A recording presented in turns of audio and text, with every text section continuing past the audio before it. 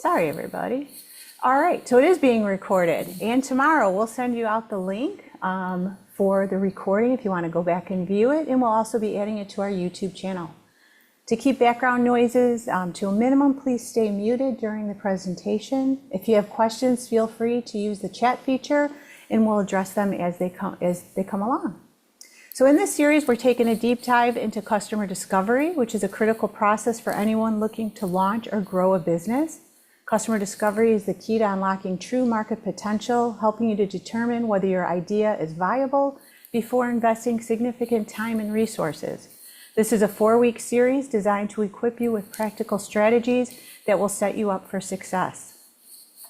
For today's session, we're thrilled to welcome Andrew Kirpalani, an experienced angel investor, co-founder, and board member of WorkHound, as well as an entrepreneur in residence at the ISU Startup Factory.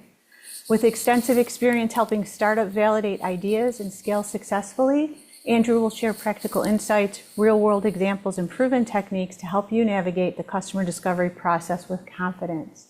Andrew, thanks for joining us. We're excited to have you here. And if you want to take time here to introduce yourself and then kick off the session. Yeah, absolutely. So thanks very much. As Gene said, my name is Andrew Kirpalani. Many, if not most people, will end up calling me Kirps. When you can see the sign in the back. When you have a name like Kirpalani, you pretty much just end up being called by nicknames all the time, which is perfectly fine by me. So as Gene mentioned, my background is in startups. I'm an engineer by training, graduated from Iowa State, and then just stumbled backwards into my first startup. Got recruited out of Iowa State into an aviation startup, and then kind of worked in 3 or 4, 5, maybe. Time is weird. Others until in 2015, co-founded a company called WorkHound. WorkHound does employee engagement and feedback for workers that don't sit at desks. So think truck drivers, warehouse workers, manufacturing workers. Co-founded that in 2015. Worked in the business, growing it up through end of 21, early 22. We did a private equity transaction as our Series A fundraising. I sold most of my shares into that financing and stepped away from day-to-day operations in the business, remained on the board. Um, uh, and then ultimately, since January of 23, when I fully got out of day-to-day operations, after seating some leaders to replace me, I've been helping out with Startup Factory. As Gene said, I started working with the Startup Factory in September of 23, I think. So I've done 4 cohorts now. This session is adapted from a 2-hour session we normally do in the Startup Factory, going over customer discovery. And so if it doesn't quite flow, bear with me a little bit because, like I said, this is a sort of an um, adapted presentation. So I will start sharing my screen. I'm going to ask just a little confirmation there. Let's see. Here we go. Share, and we'll go ahead and start with presenter view here. All right. So let's see. All right, cool. So yeah, you should be seeing just the Start Something series slide. It looks like that's the case.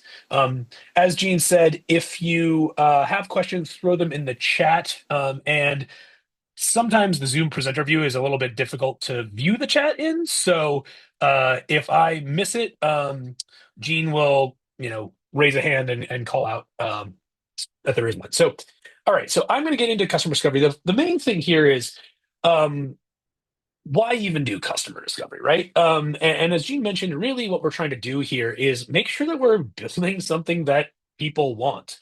Um, and so what even is it, right? Like, let's talk about that.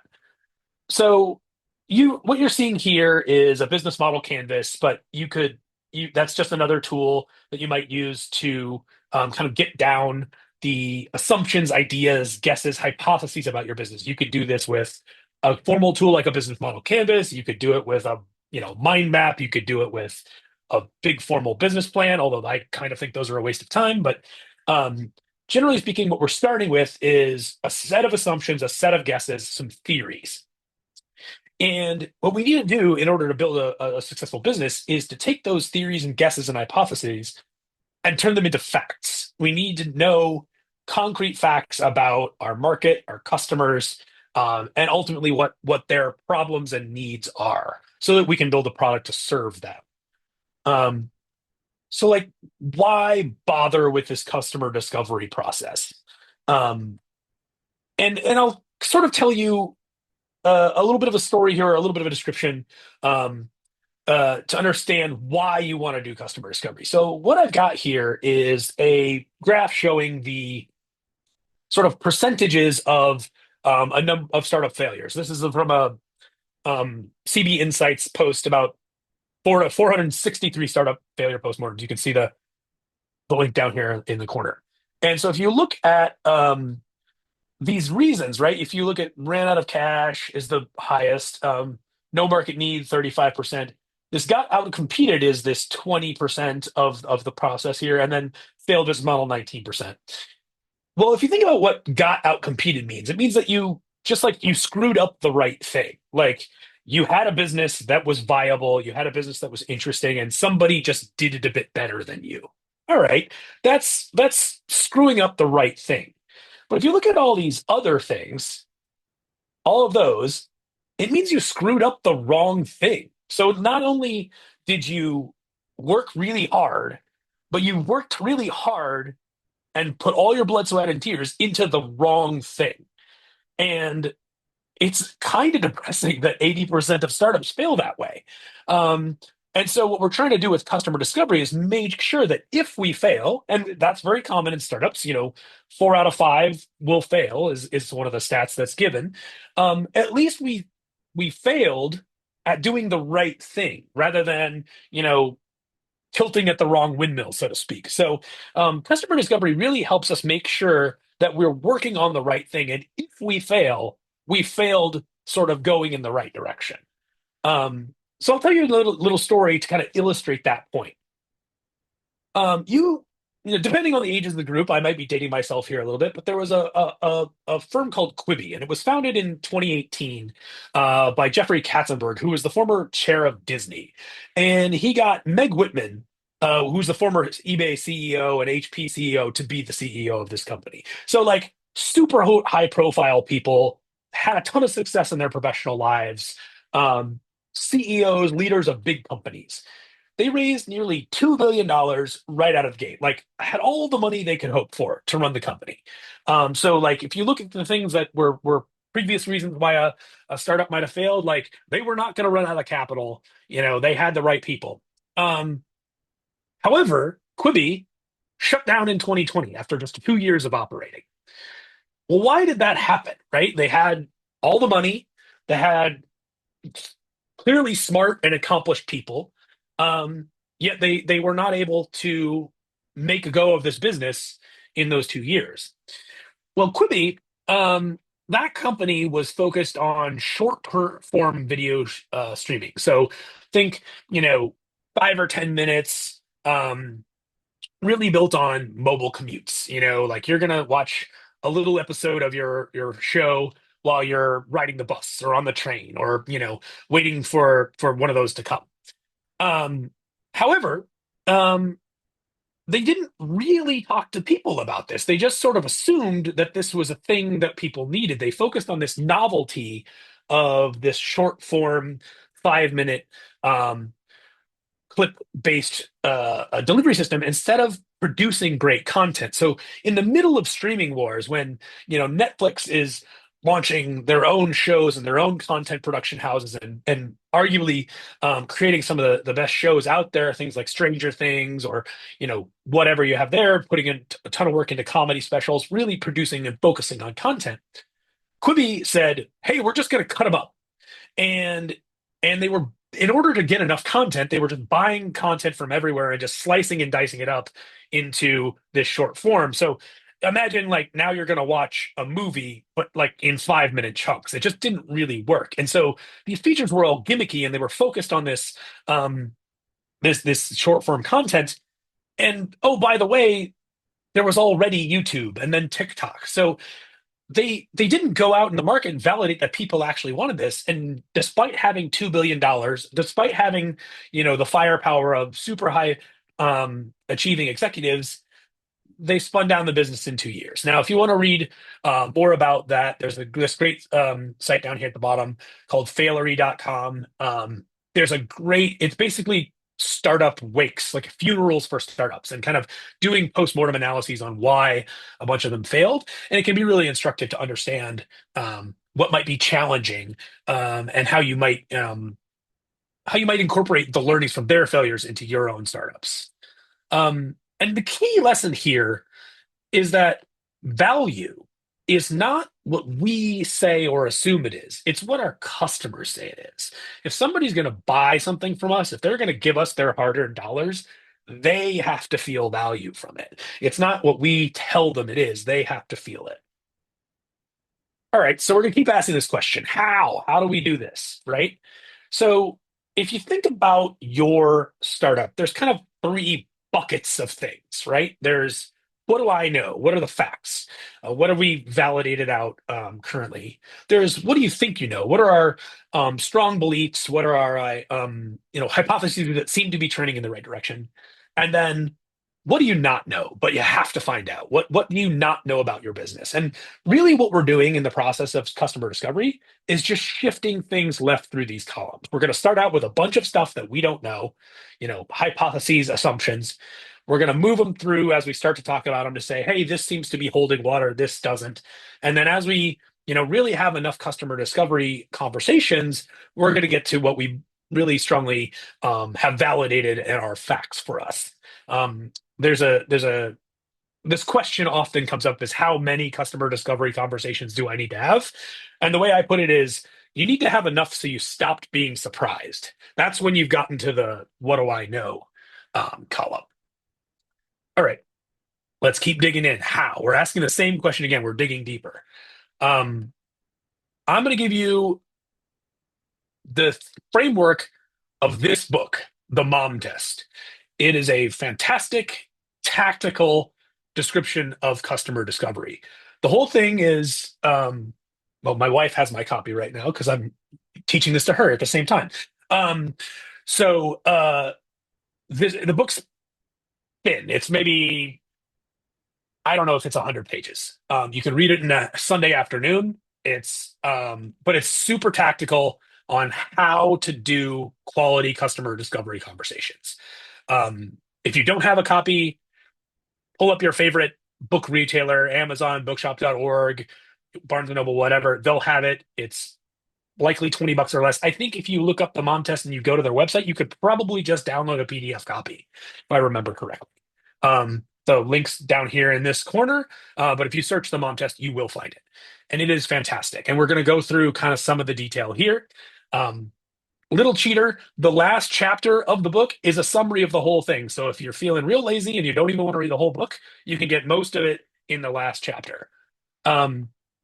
So if you go through this book, it's really talking about how do we do customer discovery. And the first 5 chapters are learning to have good conversations.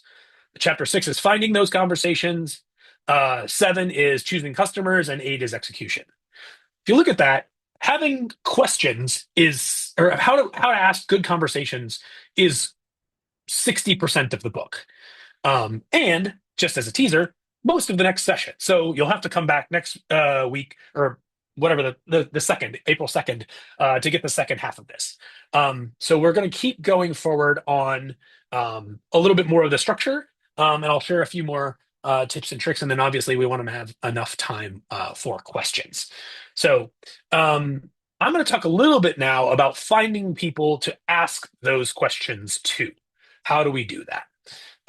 So, if you think about it, right, like we've got to be able to have a good conversation, but who are we going to have the conversation with? We've got to find good people to have those conversations with. So there's a couple main structures here, and then I'll get into a little demo here of how one way to do this. But finding people to ask, there's probably going to be a couple of different buckets of people you ask. You're going to make some hypotheses, right? Like you're going to brainstorm and make some hypotheses about people you might need to talk to. Now, these might be who you think your potential customers may be. This also might be other experts in the field, in the domain that you're operating in, so that you can get a better lay of the land. You're not even though we call it customer discovery, it doesn't mean that you're only talking to people that are going to be potential customers, but you're really trying to learn, map, and understand the broader domain that you're going to be operating in. And so sometimes you might be talking to um, experts in the field, you might be talking to um, journalists, you might be talking to potential customers, you might even be talking to employees or founders at companies you think could be competition because you may find that they are or are not. So there's tons of different people that you might hypothesize to talk to. Um, and then once you've kind of built your hypotheses of maybe 3 or 4 categories of people you want to talk to, now it's time to start trying to find those. And so what we want to do is get warm intros wherever possible. You want to, rather than just sort of blasting out information to anyone and everyone, you want to find people that already have a little bit of affinity for you. Um, One of the things that's interesting, like a lot of the startup stuff is psychology as well, but one of the things that's interesting is one of the quickest ways to endear yourself to a person is to ask for a very small favor. Humans are social animals, and ultimately we like helping each other. And sort of this human nature, um, you're going to see that part of it is why we have the challenge of the mom test and the challenge in customer discovery, but part of it is also how we can leverage human nature to be our assistant and to help us out. And so ultimately, asking for a little bit of help is going to be kind of a theme here. And so um, if we can find those warm intros and ask for a little bit of help from that person that we know to get the intro, that's going to endear us to both the person that we've asked and then ultimately give us a little bit of transferred trust, a little bit of transferred credibility to the person we're getting the intro from. And that helps. These conversations should be as casual as possible, wherever possible. So rather than feeling like an interview per se, it should feel like you're having a conversation flowing about the topic. Now, that's not always going to be possible. Some people are, more um, conversational than others. Some people you really do need to steer that conversation back to kind of the assumptions you're trying to validate. Um, but just try to keep it as casual as possible because you want that person not to just answer your questions, but to like surface that piece of information that you didn't even think to ask about. So as much as often as you can keep them flowing and easy and casual, the more opportunity for that sort of unsearched for, unexpected piece of information to come out. And then, when necessary, frame that conversation. So, in order to get that person to have a conversation with you, you may need to use a little bit of framing to get them to understand what you're kind of asking for. So, we can go through and talk about that a little bit more. So, in the mom test, they have kind of a section starts on page 87 about framing the conversation. It's this vision, framing, weakness, pedestal, ask framework. And really, what we're doing is it's giving us a structured way to make our ask for this conversation. So, starting with vision, what does that even mean? Well, what you're trying to do is just set the tone of this ask. So, you might say, "I'm an entrepreneur or a student trying to solve a problem, research an area, fix an industry." Um, Sort of an aside here, especially if you're affiliated with Iowa State University, the framing of student or affiliation with the university and researching can be a really powerful framing because it sort of steps away from this possibility that you might try to sell them something and really gives you this framing of kind of the seeker of knowledge, the person that is doing research, and that can sort of make people a bit more open to conversation. So if there's a way for you to frame it that way, it can be a really powerful tool. Obviously, you know, every domain, every potential customer set is a little bit different. So you're going to have to work on these and iterate through them to find the framing that works, that gets you the conversations you need to have. Um, and so think of this as a framework, but you're going to be iterating and trying things within it. Ultimately, customer discovery is all a series of experiments and hypotheses and validating or invalidating those hypotheses and assumptions. So even the framing is a hypothesis. You're going to have to validate and iterate on that. Um, the key point here is you do not mention your idea. You do not want to introduce the potential solution or idea that you have into this conversation because immediately that will become the focus and bias of the conversation, and it will prevent you from potentially seeing real information. Um, for instance, um, there's an old saying like, if Henry Ford had asked the public what they wanted, they would have said a faster horse. So if Henry Ford had immediately jumped in and said, "Hey, I've got an idea uh, for making transport easier. It's this thing called the car. Like people are not going to be comfortable with that. They don't understand what it is. They're going to immediately say, well, like, what if the wheel falls off? And I don't understand gasoline and tires. And like, instead of actually just really talking about their problems in transport. So you want to really stay away from introducing your idea here because what you really want to understand is their problems, their pain, their problem domain. So I cannot stress this enough. Do not start with your idea. Hey, I'm entrepreneur working on, building a piece of software that does X. Terrible way to start the conversation. So framing this conversation, you want to let them know it's non-threatening. So, hey, we're very early stage and just trying to learn is a really disarming framing. Hey, we're, on our university research team, um, don't have a product in the market, yet. Even that don't have a product in the market one can be a little bit biasy because people are really good at detecting sales pitches. And if something starts to sound salesy at all, you'll often get a real drop off in response rates. So just be careful as you frame this out. All right, then you're going to show a little bit of weakness. Again, this is using that human nature, that human psychology to your favor. Saying, "Hey, I don't understand X. I don't understand really how you're going to have cars driving down these paths where even horses can't get down them, right? Like I'm still beating that Henry Ford metaphor. But showing a little bit of weakness, opens you up, makes you a little vulnerable to the person, and again, people will sort of gravitate to helping you. You're gonna again use a little psychology and put them up on a pedestal a little bit. Hey, Professor Smith told us that you're an expert in this area and we're hoping to learn from you.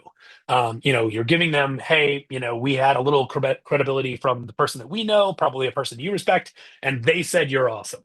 It makes them feel a little bit better, builds them up. So you've showed a little vulnerability and you've asked, you've given them a little bit of a ego boost. You're really trying to prime the pump for them to really want to speak to you.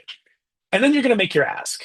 Um, do you have an hour next week to meet? Sometimes asking for an hour of time can be a really big ask.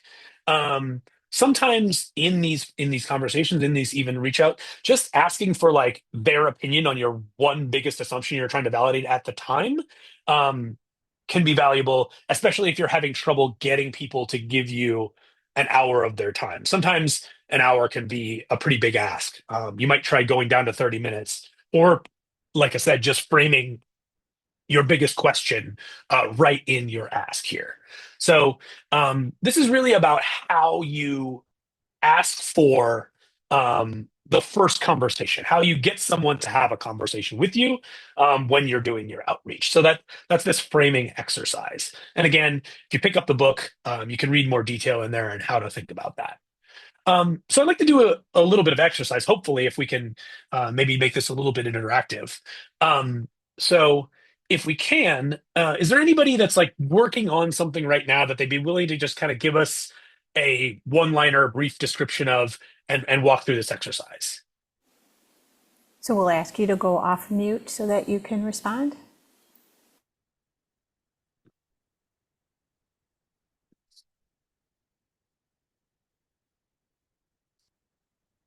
Anyone? We don't have to do the exercise if people are feeling uncomfortable, but yeah, if you want to jump in, this is sort of free advice, free help if you want it.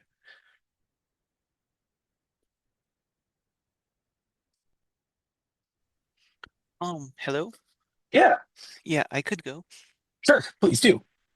So basically, I'm a student at Iowa State. I'm working on a learning management system. We're Okay, early and don't have anything to sell yet. We're having trouble understanding. I don't know what to say here, though, honestly. okay. And then we heard you are a board member in this organization and oversee the education program and the absolute best person to talk to. Can you spare some time to talk with me? That's pretty darn good to start with. Let's kind of work through it together. I'm going to ask you some more questions about the business that you're building, and we'll kind of see if we can refine this for you. So, um, you said you're building a learning management system. Um, do you have a sense? So this is I'm going to ask some questions because obviously I don't know you, I don't know your business, but Sure. um, there's a bunch of LMSs already out there. What's the niche that you're working on, or what do you see as a reason to build another one? Oh yeah, that's a good question. So I've researched quite a bit into this, and either if they're really good, they tend to be more expensive, and if they're Okay, not expensive, the problem is they have poor user experience. They don't have robust notification for parents, like especially for K-12 education, right? okay, So like parent portals, like it's not natively built into many systems. okay. And then like on the back end, like especially for instructors, they do not have good file management. So for instructors to set up like assignments, quizzes, it's a very big mess. Okay. So what if we really framed it around one of those problems? Let's just use the instructor problem at the moment. Hmm. Um, so instead of saying, "Hey, I'm working on an LMS system," you might say, "Hey, I'm a student at Iowa State, and Hmm. I'm trying to understand um, how instructors are using learning management systems." Hmm. Um, really, I'm just doing research at this time, and I'm having trouble understanding the way that these systems help you manage your assignments. Hmm. We heard that you're, a teacher that's doing a lot of work in these systems, and uh, it feels like you would really understand this problem well and could help us. Could you spare an hour to speak with us next week? So, framing it a little bit more around the problem and really trying to understand, what is your pain point. Like there's a great, we'll go through the questions more in the next session, but like getting to these questions of just like, what's the hardest thing about your day? What's the hardest thing about working with your LMS system? Really focusing on their pain can be a really powerful tool. So what's your reaction to kind of how I just massaged that this framing just a little bit? I really like it. Like, thanks for the insight. Like, I didn't think about like framing it around a problem, but when I hear it from you, it makes so much more sense and it looks more appealing as well. Awesome, awesome. Yeah. Well, thank you so much for volunteering. Hmm. Appreciate it. Thank you. And we'll kind of move through here. Let's see. I'm just trying to keep track of time. I'm trying to do 10 to 15 minutes more content. So we'll see how this goes. But hey, really appreciate you. Thanks for volunteering. And we'll go move on through this next piece. All right. So let's see. So here's the biggest thing is that there are no facts inside the building. Is Steve Blank? He's a very successful entrepreneur, author of the Startup Owner's Manual. And what he's saying is you've got to talk to other people. You have to get out of your comfort zone, get out of your kind of thought bubble, and talk to real people. Because at the end of the day, if you don't talk to real people, you can't sell them anything. And if you don't sell them anything, you can't build a business. So the rule number one of customer discovery, even if trip over the details and you're going to have conversations that go well and conversations that don't go well. But the biggest thing is to keep getting out of your office, your house, your Zoom chat, and talking to real people. Um, I'll sort of put a corollary here is that I'm an engineer by training. And we're the worst at this. So if anybody else on the call is an engineer, I feel for you because you're going to have to do some stuff that's not natural. But generally speaking, engineers and sort of by proxy, other people like whether you're maybe you're a content creator, people that are producing something as part of their work have a tendency to fall back on that thing. I just need to like code up another feature. I just need to write another piece of content. And ultimately, like that is a waste of time. Step away from your keyboard and go talk to people. You will understand then once you've talked to enough of them, what you should actually be doing when you are sitting in front of your keyboard. So engineers are the worst, but other people still struggle with it as well. Stop building and go talk to people until you really have understood, until you, again, stop being surprised, and then you know what to build. All right, so this is where I kind of broke the presentation up. We'll see how this goes, but I do want to give a demo here of maybe a way, one practical way to kind of build your list of people to talk to. So I'm going to stop sharing my screen here for a second, or stop sharing that particular screen, and make sure that, okay, cool.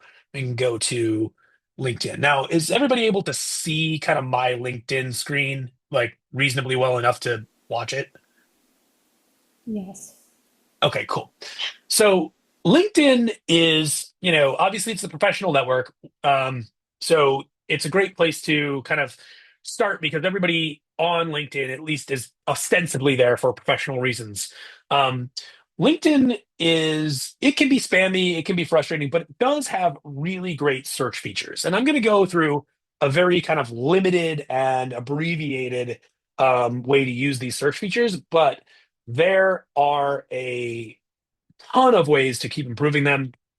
Um, and one of the things that you'll see in the next session is we should have a video from my colleague Danny O'Halloran, who's one of the other EIRs at the Startup Factory, um, going a little more in depth to these tools. But I kind of want to hit it a couple of times because we do find that like especially in the startup factory, this can be one of the more challenging areas for kind of new entrepreneurs. It's okay, I have a pretty good sense of the questions I want to ask and kind of the people that I wanted to ask them to, but like, okay, how do I actually turn that into real people that I can reach out to? So I'm going to kind of go through a quick version of how to maybe do that in LinkedIn.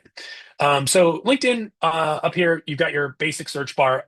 This is fine if you just want to like look up, that one person you're thinking of, or here you've got, these are headlines. But if you just hit enter, you'll kind of go into their core search experience. Um, this is where you're going to be able to get a lot more detail. So if you can see here, there's the different kind of pills up here about the types of searches you can do. I'm going to click people because that's really what I want to search for. So as you bring up people, you'll start to see like this will be your whole LinkedIn kind of population, second layer people, whatever. And what we're going to do is start to filter this down. So we're going to start with this all filters pill over here. This kind of brings up this nice sidebar that really lets us start to drill in here. Now, let's say I think I'm working on a software product, and I think it might be interesting to engineers at Microsoft. I'm just going to use that as an example. So I want to think, okay, who do I know that's an engineer at Microsoft? So I'm going to pick. Hey, Google wants me to try again. So I'm going to think about who do I know that's an engineer at Microsoft. So I'm going to click my first level connections. I'm going to see that right over here, Microsoft is their current company, but you can add in different companies that you want to research. I just picked Microsoft because it's right there and it's easy. And then maybe I want to go down here. I can do all kinds of things that filter down by where did they go to school. Pro tip, university networks are really, really high affinity. If you think about different classes of networks, your friends and family are your kind of highest likelihood to help you out network.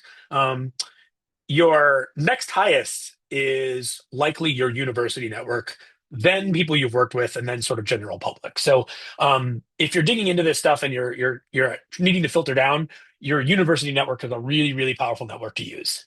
But let's keep it open for now. and I'm just going to make sure I'm going to come down here all the way to keywords, and I can search by title. So I'm going to just say engineer, and that's going to give me different permutations of engineering. So I'm just going to see my results. Now, when I did that, apparently I only know one person who's currently an engineer at Microsoft. That feels light to me, but hey, maybe that's the way things go. So now I want to open that up, right? Like one person's not enough to have conversations with. So let's go ahead and just click second order connections. So this is all the people that are friends of friends. So I know someone, they know an engineer at Microsoft. Well, that's like 494 people. That's probably too much. So I need to now filter it down. So one of the great ways to do this is to look at people you know. So if you look right here under this main or this first uh, row here, you can see Adam Reinecke is a mutual connection. So I know Adam Reinecke, so does Samuel Dietrich. So let's look at who else Adam knows. Adam's another Iowa State grad. I've worked with him on some startup factor or startup weekend stuff. I know Adam, reasonably well. So I'm going to open up this all filters panel again, and I'm going to scroll down here. You can see connections of, and I'm going to add a connection. So I'm just going to type in Adam Reinecke. All right, so I'm going to pick Adam, and now I'm going to show those results. All right, so now what I've got is a list of 30 people that Adam knows that works at Microsoft. Now, he used to work at Microsoft, so this is good.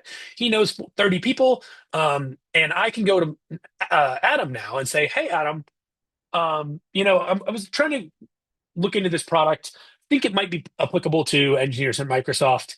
Could you help me get connected to maybe these top 5 people and give him like a clear list of people? I'm hoping to speak to Sam, Max, Jonathan, Ramakrishnan, and Scott. Can you give me a warm intro to either of any of those folks? And if he's open to it, you want to make it as easy for him as possible. Write up a little blurb that says, what you're working on, and just give it to him so he can forward that on to his connections and see if they're open to speaking with you. There's a great tool called a forwardable email that you can sort of if you just search forwardable email, I use this all the time.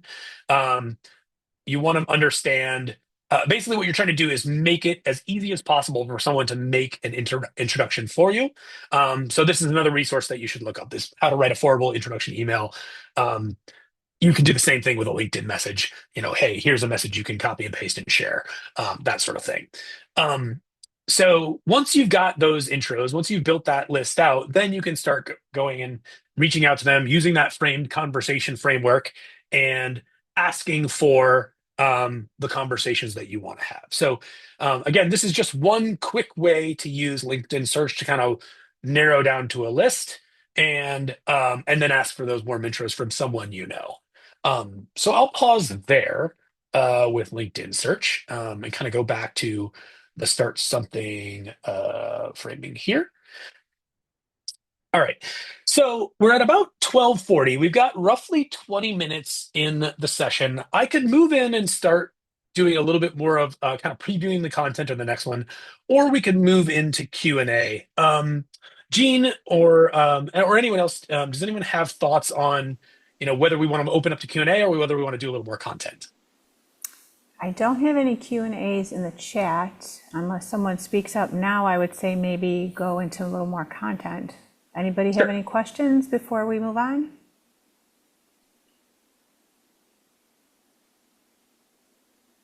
All right, we'll move into a little more content. I'll kind of preview some stuff that I was kind of saving to the next session, and we'll kind of just see how that goes. And yeah, if you do have a question or whatever, definitely throw it in the chat. Let's get your questions answered as much as possible. So I'll kind of move on here. So this is what I would have started the session 2 with. Again, reiterating the mom test, this book. Actually, I'm going to pause my session for a second here, and I will show you. If you just look up the book, this is their website right at the top. You can buy paperback, Kindle, audiobook, the PDF, and you can get them. This is as simple as it comes. And so this is a resource this is the framing of this whole session, but I really highly, again, recommend this resource. So just wanted to, again, give that plug so that you can see how to create it. Or not create it, how to get it. So now we'll go back to that content I've got. All right, here we go. So digging in a little bit more to the mom test, it's going to be about questions, right? Like really need to ask questions to get what your the information you're seeking. But we're going to start with another question. It's like, why is it even called the mom test? And you can see this little comic here is really the whole kind of reason for this book.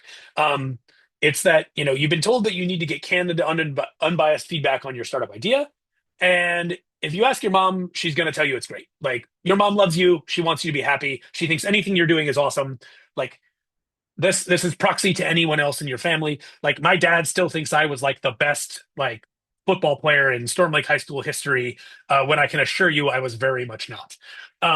And that's because they love you. They want you to be happy. Like and by proxy, most humans in general like don't want to go around ruining other people's days. So if you open yourself up to this kind of bias, it's going to come back at you in spades. And so you have to be careful about not biasing people to tell you you're great.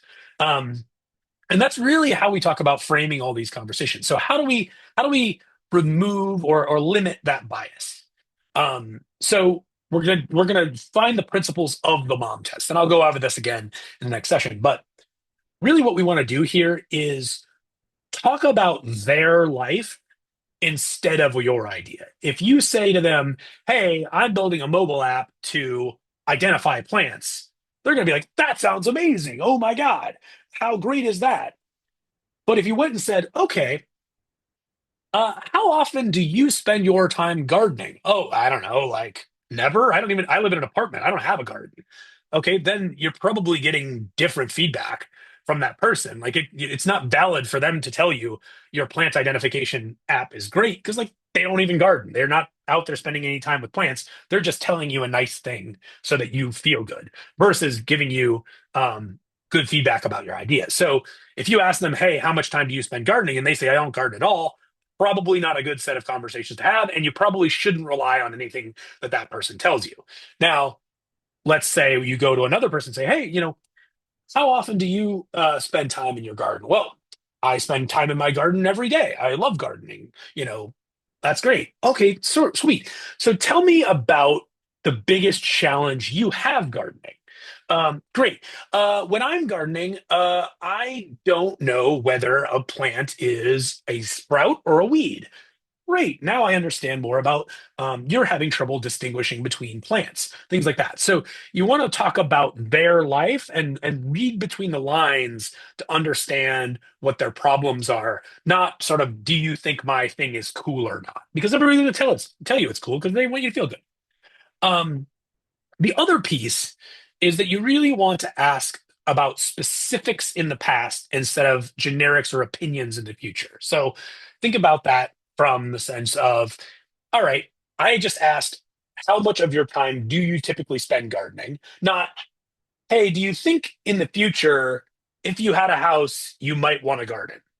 Sure, I would love the garden. I'm a person that does gardening, right? That's not useful because it's just speculation into the future. Um, Versus, oh, I am a person who currently gardens and I spend, an hour a day in the garden. I've done that consistently for the past 4 years. That person has facts. That person has specifics, and they're going to be much more useful to you. And the key part, which I'm certainly not doing this during this presentation, but is to talk less and listen more. If the more that you can get them talking about their experience, the more information you are getting. If you're doing most of the talking, it's not a good customer discovery conversation. So make sure that you prime the conversation and get out of the way. You want to talk about their life. You want to say, "Hey, tell me about a time when you X," or "Tell me about, what you have done, why." Not, "Answer my question this," or "Speculate in the future that." It's really about getting them going and giving you kind of the information about what they've done in the past. So we'll kind of skip through this because this is the meat and potatoes of the next session, and I'll kind of give you the detail, like the broad overview. But essentially, we're going to go through some exercise to like make sure we're asking good questions. I'm going to pause here because I don't want to like give away all my secrets here, and kind of move to the next pieces. So I'll talk about how you want to maybe conduct a meeting itself. So let's say you've gone through LinkedIn, you've built your list, you've reached out to people, and you've got you know a customer discovery conversation coming up. So what do you want to do in the meeting?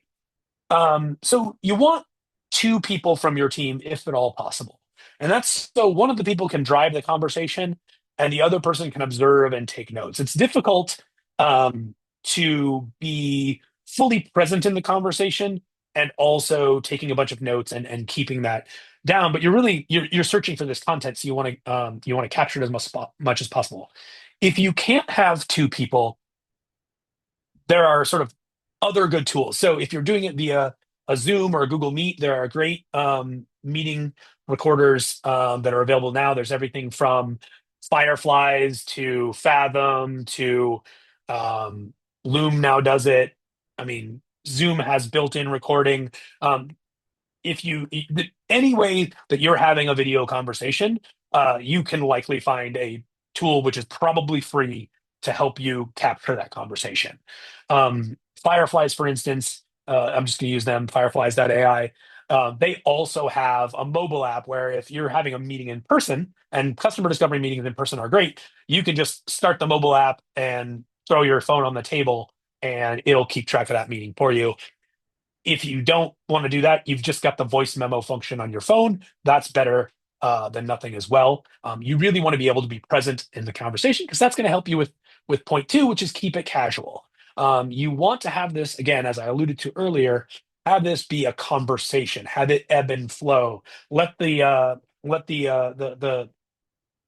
person who's meeting with you kind of take it to where their interest is, because that's actually telling you what matters to them. If this is a person that you believe is like kind of your core potential customer profile, but when you start asking them about, hey, what's the most challenging part of your day, they take, instead of them talking about gardening, we're going to go back to our plant metaphor, and instead of them talking about gardening, they're talking about um, you know, time management of the daycare pickup and drop off. Well, that tells you that's what they're thinking about. That's top of mind for them. That's where the biggest pain is. And you may, want to dig into that, or you may want to find another set of people to have a conversation with that might be more aligned with the work you're doing. And really letting the person, if the person keeps driving the conversation away from what you want to talk about, that's an indicator to you that maybe you're not focused on their biggest pain points. And so that probably bears consideration.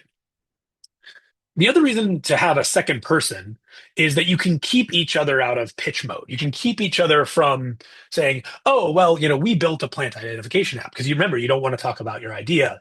And like, yeah, you might slip into that, but your partner can step in and say, hey, like, let's talk about the app later. Let's dig in a little bit more deeply onto your challenges, in the garden, finding the right fertilizer, whatever they had maybe brought up before. So you can help steer each other back, even if the conversation starts to go off the rails a little bit. Also watching for biases as well. Are you leading them like into a leading question? Would you pay for this app? Yes or no? That's a bad question. It's a leading question. And if you've got a conversation partner there with you, they can kind of step back from that conversation or rephrase it. And then the last thing to do is end your conversation with an ask, because this is going to do two things.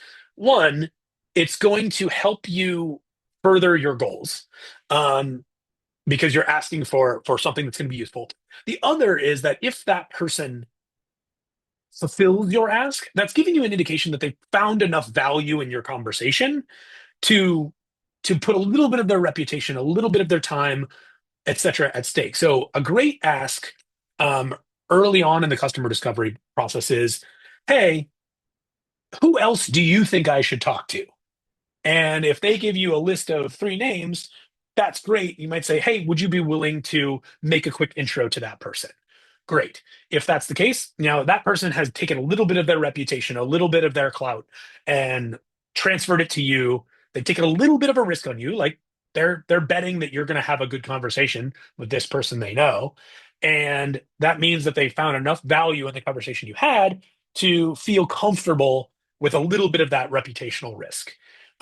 So ending with an ask. Another good one can be, what questions did I not ask that I should have? Because now they're spending some time thinking about it, putting in their intellectual capital. Um, you know, so those early asks, looking for more conversations, is probably the most powerful. But then getting feedback a little bit there can be useful as well. And the key point being, you are not here to sell the idea, because ultimately you may go back to this person and have further conversations, further follow-ups. You want to keep the bias out of that conversation as much as possible. So you're not selling at this point. Eventually we'll get to selling, and eventually we'll build a bit. But right now, when we're doing customer discovery, when we're building up our kind of core thesis about the business, we want to keep out of that selling mode and really get as much information as possible. Information is more valuable than money at this stage of the business. And then after your meetings, you really want to review and prepare or preserve your notes. So, like, if you've gone through all the trouble to get this information, you've gone through the trouble to write it down or capture it in a recorder, like, use that, keep that, treat it with care, categorize it, store it. You can do this in great ways with Google Sheets, Notion, Google Drive, whatever your particular favorite organizational tool is, Asana, Trello, whatever those are. You just so that you have a system of record. And then you should review this with your team, right? Like, update your beliefs and plans. Did you have a really great conversation that kind of confirmed a lot of your hypotheses? Great. Do we need to move on to validate the other ones? Or did you have a really challenging conversation where, maybe there was a lot of information shared, but it took you in a new direction, and that person really kind of opened your eyes to another possibility? Do we need to review what we're working on, or what our hypotheses are about this business, and validate some different ones based on the direction that that person gave us? So spending some time kind of updating your beliefs and plans, and sort of saying, are these still the assumptions we need to validate, or are there new ones? And then moving into your kind of next round of customer discovery, because you're going to keep iterating on this. You're going to do this over and over and over again until you've kind of moved everything, reminding yourself of those columns that we talked about before, all the way from what don't we know to what do we think we know to what do we really know. Let's see here. And then, so this is kind of an overview. Think of this very similarly to the last chapter in the mom test. This is the Clips Notes of what we talked about here. Decide your top 3 things you need to learn. Decide who you need to talk to. Build your list of those people. Connect with them using warm intros and casual conversations wherever possible. Frame your conversation, have your conversation, debrief from that conversation and learn, and then rinse and repeat. And that's really customer discovery in a nutshell. Like I said, in the next session, we'll really dig deeply into how to ask those good questions, to really get information out of these individual conversations. But ultimately, it's really just about getting out of the building and doing the work. And you're going to have good conversations. You're going to have bad conversations. But once you have enough of them, you will build up information and confirmation of what you need to know. All right. So let's see. And that's probably where I'll pause the content for today. Let's see. Stop sharing. Cool. And we'll come back here. We got about 5 minutes left. If that framing gave anybody other questions. Otherwise, just to kind of open the floor. Great, thanks, Kirps. Really appreciate all that great information that you shared with everyone. Anybody have any questions here? I'm not seeing anything in the chat. If you have a question, you can take yourself off of mute and ask Kirps. We just have a couple minutes left here that we can get in, probably 1, maybe 2 questions. Yep, happy to answer anything you have. Hello? Yep. Yeah, I have a question. So regarding like approaching big organizations like universities, right? Like we Hmm. can obviously talk to like professors and the faculty and figure out what issues they're facing. However, if we want to like let's say pitch our product or like sell our product, right? They are not the ones responsible for dealing with that. It's an entirely separate organization. So how do we like bridge the gap between those two? Because the people who deal with like procurement, they may not know the issues which instructors face or something like that. So how do we manage that?